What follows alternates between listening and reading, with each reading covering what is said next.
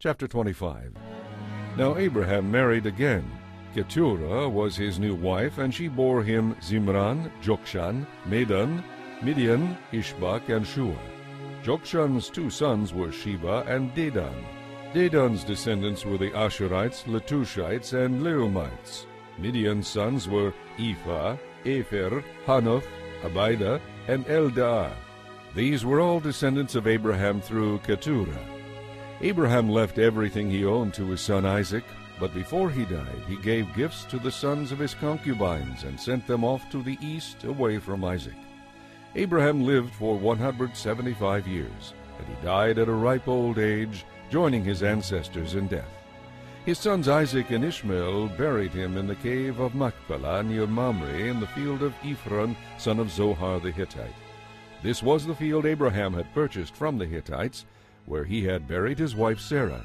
After Abraham's death, God poured out rich blessings on Isaac, who settled near Beer Lahai-roi in the Negev.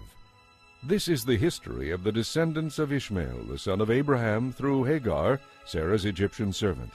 Here is a list by their names and clans of Ishmael's descendants.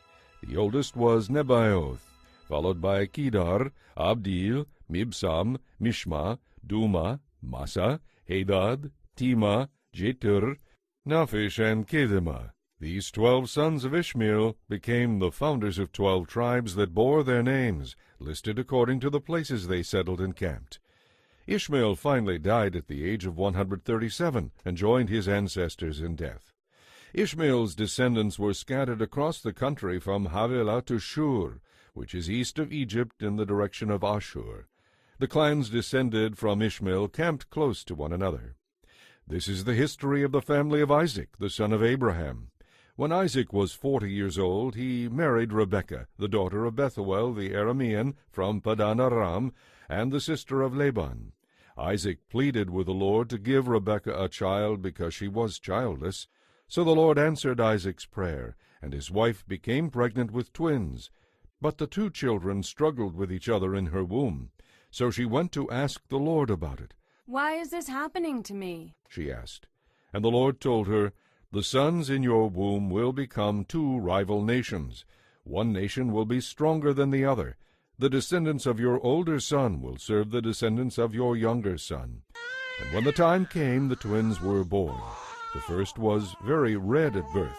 He was covered with so much hair that one would think he was wearing a piece of clothing. So they called him Esau.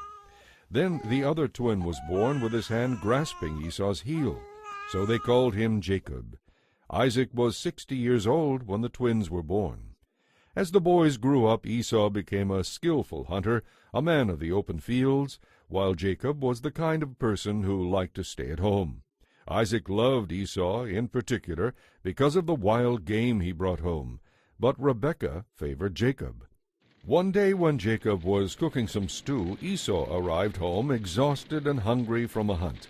Esau said to Jacob, "I'm starved. Give me some of that red stew you've made." This was how Esau got his other name, Edom, red.